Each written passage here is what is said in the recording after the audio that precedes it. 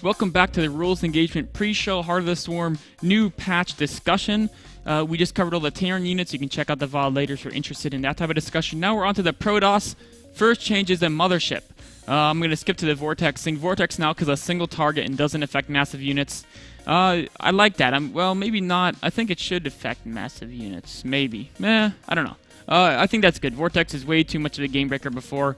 Now it's more of a snipe ability, and Protoss has all these new tools, the new Oracle, the new Tempest, so I don't think we need the Vortex anymore. I really do not like the recall thing, though. The Mothership recall was such a fun ability as it was before, but now you can't send in those commando hit squads. You can't do all these fun harass motions where you commit a little bit more than maybe safe, just because... you have to bring the Mothership with you, and it's super slow. So you can't have a commando squad that's got to, like, drag this giant Mothership along with it. It kind of loses all of its purpose of being a commando squad. So I really don't like the recall change. I love the Vortex change. Mothership core no longer massive. I don't even really know how that is going to affect really anything. Let's look at the Oracle. Pulsar Beam. It used to kill buildings. Now it kills light units. 4 energy a second. It does incredible DPS, 25 damage a hit to light with attack speed of basically a marine that has no stim pack as 0.86. So that's very, very, very effective at killing workers. I think it's going to be really fun. Comparing it to something like a Muteless Karask, of course, it will kill workers much faster, but Oracles are also much more frail than Muteless, a little bit harder to produce. So it's a little bit more of, like one missile turret can defend a harass because it'll just totally kill the Oracles, whereas the Mutas, if you have a pack of those, you can focus that down real quick. So I think it's a nice contrasting type of strength of harass as compared to things like Muteless or Medevac drops. Of course, you had to increase the build time because rushing him would be way too good otherwise. Phoenix increasing the range, yeah. I don't think anyone's ever going to complain about Phoenix as having one more range. I don't think it's going to be a game breaker. And of course, everything else is getting so much stronger. Phoenix would become obsolete without that. Dark Trine now cheaper. I kind of like it. Right now at the pro level, I mean, it's going to be really frustrating for a lot of the beginning players because DT rushes will hit so much faster. But what it means is people are going to have to just put in their builds. Terrans, just get a missile turret, right? Zerg, Spore Cores, I don't think you need Evolution Chambers in Heart of the Swarm to build them. So there's a lot of these detection abilities. I mean, the Protoss, you can put the Mothership Core, can make the Nexus detector. So I think it's good that they're more available as a harass unit because detection's gotten more abundant, so they're weaker as like a committal unit. But I think it's going to be cool that you can mix them in a strategy without committing to them. Tempest now requires Fleet Beacon. It was definitely too strong to rush them out before. That's a good change. Attacks with 2 weapons. Basically what they're doing is they're making it not demolish Ultralisk or Thors, which is good because now Ultralisk and Thors can kind of counter, right? So it'll be anti-Broodlord, anti-Colossi, anti-Battlecruiser. It's anti-air long range. It's our long range harass unit, and then also an anti-capital ship unit, which I think is its purpose. It shouldn't be an anti-everything late game unit because then you're just stuck with your opponents not going to play late game, which is something I mentioned about the Terran. I think maybe with combined Raven and a new Thor ability, and then of course combined the mech and air upgrades, it might be making Terran a little bit too strong against capital units. But of course that requires a lot of playtesting to figure out, and they can always twiddle around with the numbers later. Void Ray, Prismatic Beam no longer charges up. Weapon period decreased from 0.6 to 0.5, so it attacks faster. And now it can activate ability to get the bonus damage. So basically, I feel like the Oracle is just a better version of the Void Ray for harass. The Void Ray is gonna be better for all-ins. Void Rays, you might see a switch to them against mech play. That's about it. Or as an all-in. They'll be a really good all-in against Terran, Void Ray Stalker. Also be good against mech play. Otherwise, I don't think this gives them a great purpose because the Oracle is just gonna be better for harassing workers. Maybe you can go after command centers with them or something with this ability. Pick at hatcheries. That'd be something to play around with. Zerg, Hydra to speed upgrade now requires layer tech.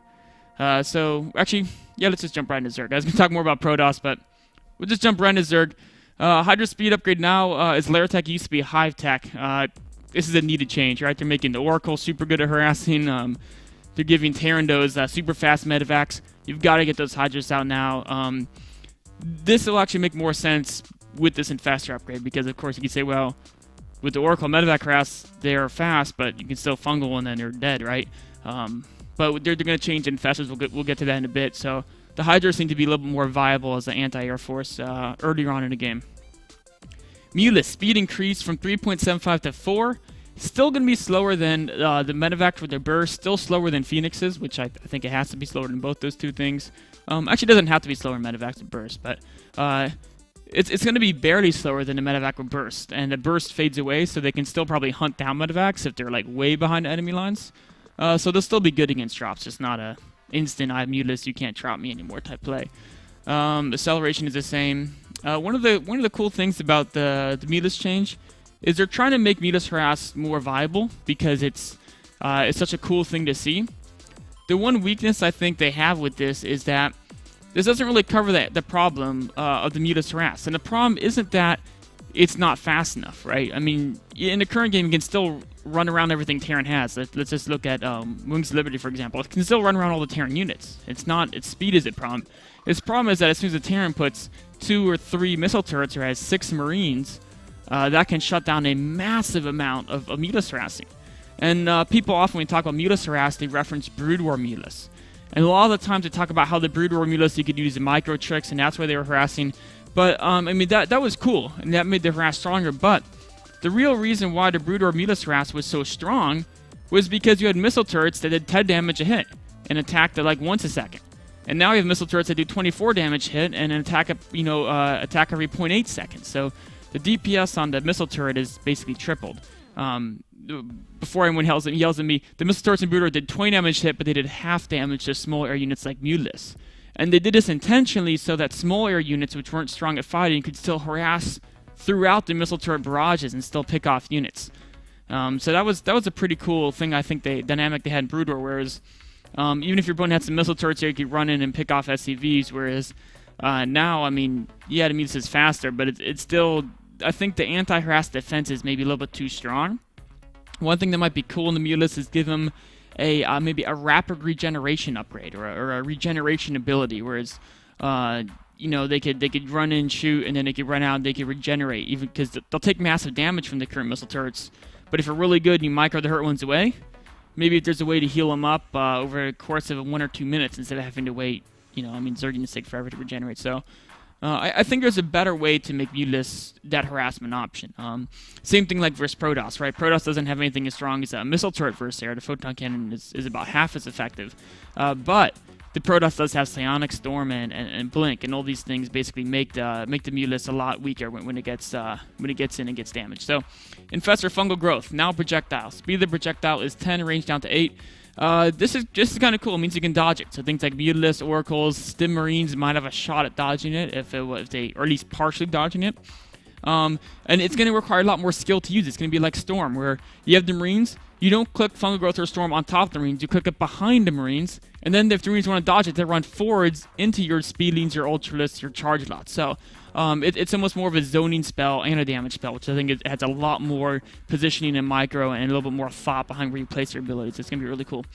Infested Terrans no longer getting weapon and armor upgrades. I think they might be nerfing Infested Terrans too much here. I think the egg health down to 70 is just fine.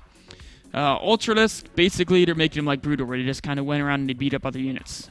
Good change. So now they can, fight against Terran Bio with having weaker infestors. Viper health is stronger. I think that's needed. The Viper could maybe use a little bit stronger abilities, I think, but that's something that they'll play around with later. Anyways, this has been your Rules of Engagement pre-show Harder Swarm patch discussion.